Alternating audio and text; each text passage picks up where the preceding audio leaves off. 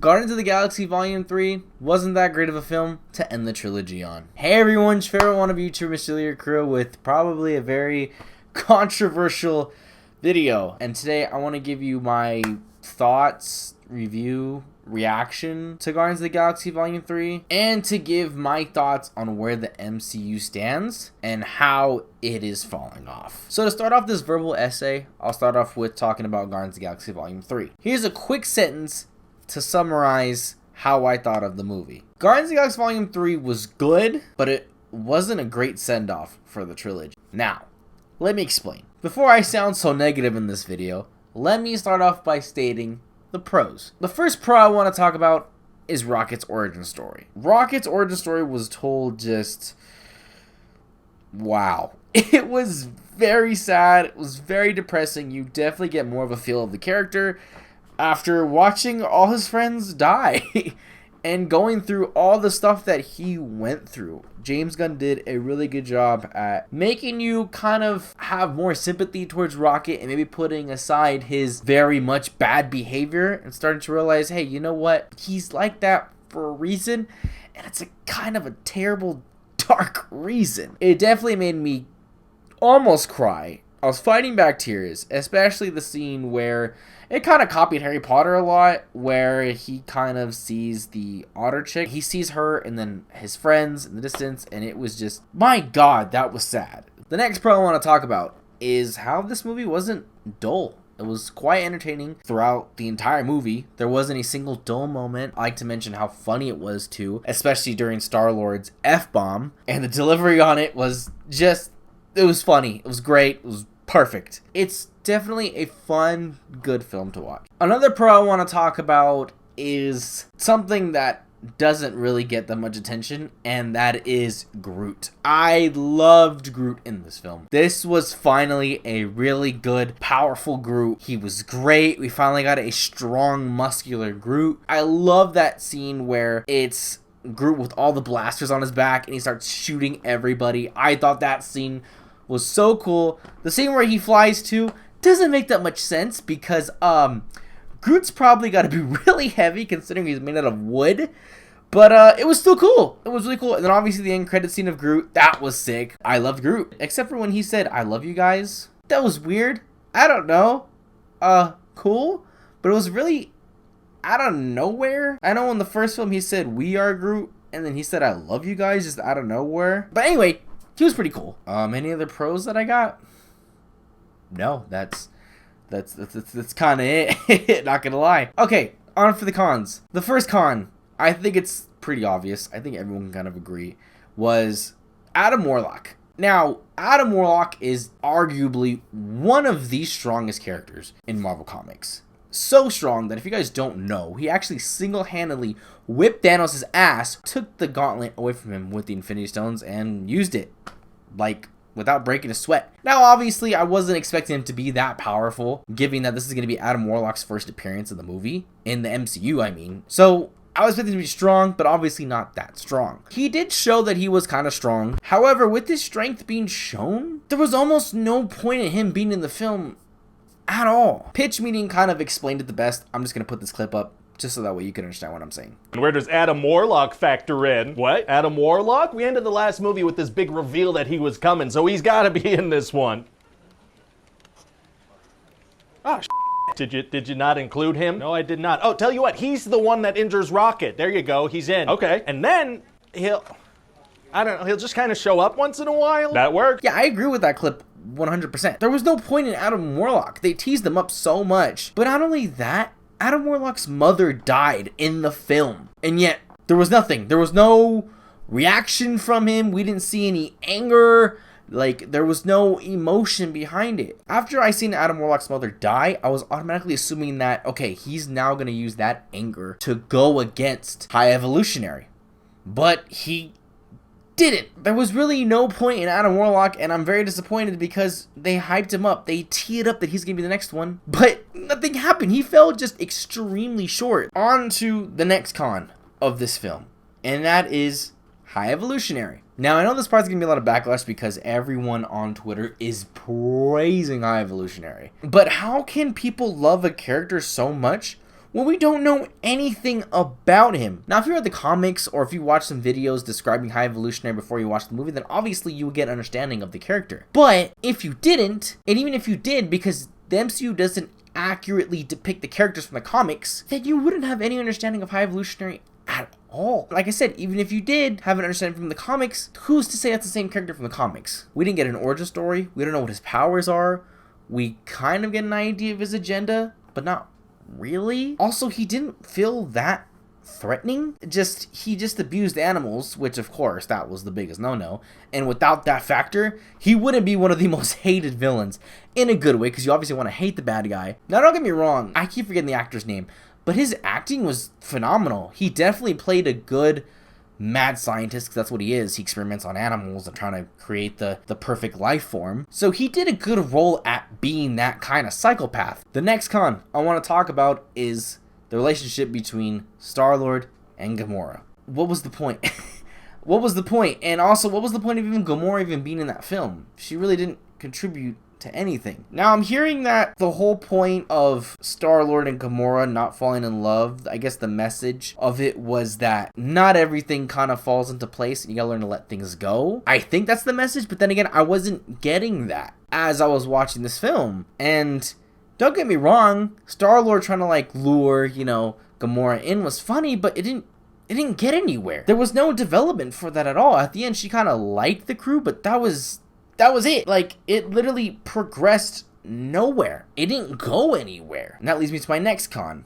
Well, I hope that's 4. I don't know. Kind of lost track. There was no character development at all in this film. None. Nobody changed. Well, except for Rocket, maybe Nebula, because she got more of an understanding for everybody and she kind of stopped being a butthead. No one changed. Everyone's still the same. I guess maybe Rocket might have changed because now that you see him, you empathize with him more, and maybe at the end he was being a little nicer, but not really, because he didn't kill High Evolutionary, which by the way was stupid because the Guardians have literally killed every villain, but for some reason they don't want to kill the most evil one they've had yet. I mean, they killed Ronan, and they killed Ego, and they try to kill Thanos. But sure, High Evolutionary, he just somehow lives. Not to mention they killed all High Evolutionary's henchmen. Like, literally all of them dead. But sure, we can just spare his life. Rocket didn't really change, I guess maybe except for that moment. He learned to be more empathetic.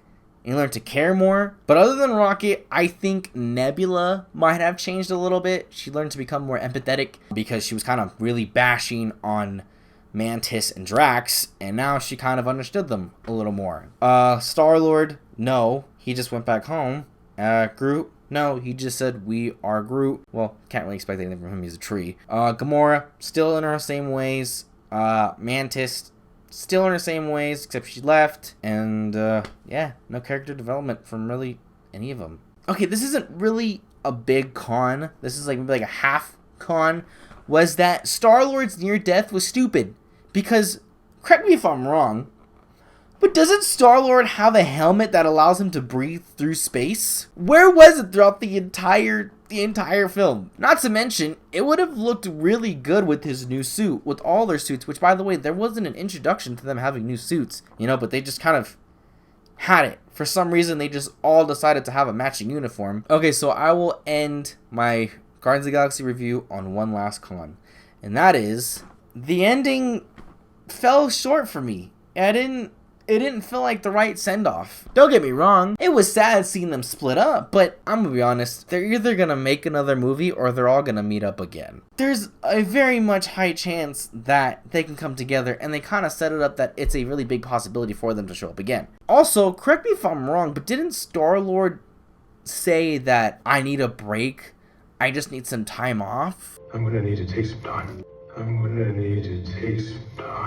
And same with Mantis. She wanted to leave because she wanted to go explore the world on her own because she was always living with Ego all her life. First of all, which is stupid because Mantis can't survive anything by herself. She's literally just not all there. Second, she's a Guardian of the Galaxy. What more exploring does she need? She literally is in a different planet every other hour of the day. And then you have Nebula and Drax, who are still at nowhere, just I guess gonna rebuild and make sure everything's okay which is understandable. And then you have Rocket and Groot. You have them making the Guardians of the Galaxy, so obviously they're going to continue some form of Guardians of the Galaxy, so therefore it doesn't really feel like a send-off. Not to mention, where's the Guardians of the Galaxy home base? It's on nowhere.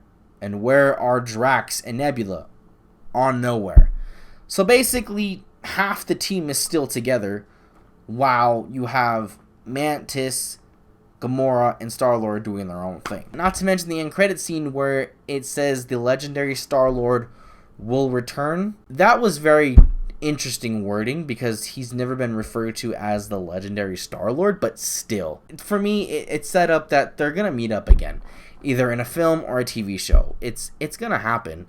And I know that James Gunn debunked the whole thing that, oh, they're going to make another Guardians of the Galaxy movie. I think he said, no, there's not going to be a fourth one. The MCU wouldn't tell him because he's leaving Marvel. This is literally his last film. So he has no idea what the future holds. So he's not really a legitimate source anymore. Also, an add-on to this con was nobody died.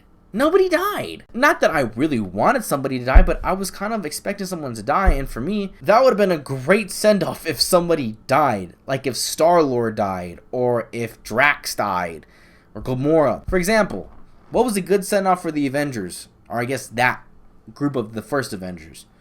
Iron Man's death. That was a good end to the Avengers. And with Star-Lord, I feel like if he died, that would be a good send-off for the Guardians of the Galaxy. So, maybe that they're all gonna come back together for the holiday special. Rocket says we gotta do this again, meaning that they're literally gonna have another holiday special. Now we gotta have another special. Another special. They literally insinuated that, okay, this is like a temporary bye. This is I'll see you in a bit. I gotta go do my own thing, and we'll come back together soon. No one really insinuated that they're gonna really leave. That's why I don't feel like this film was good enough to end. Now, don't get me wrong, this was a good movie, but do I think it was a good finale for the Guardians? No, I don't think so. Now, with that review and reaction said, let me tell you why it is overall MCU's fault on why Guardians wasn't that great of a send-off film. It is because Marvel right now is lacking an agenda. I know I'm comparing this heavily to the Infinity Saga, but they should continue with the same steps. Kang should be heavily more hyped through these films, kind of like how Thanos was, but we're not really getting that hype from him. The Infinity Saga, we had an idea of what was to come. With Kang,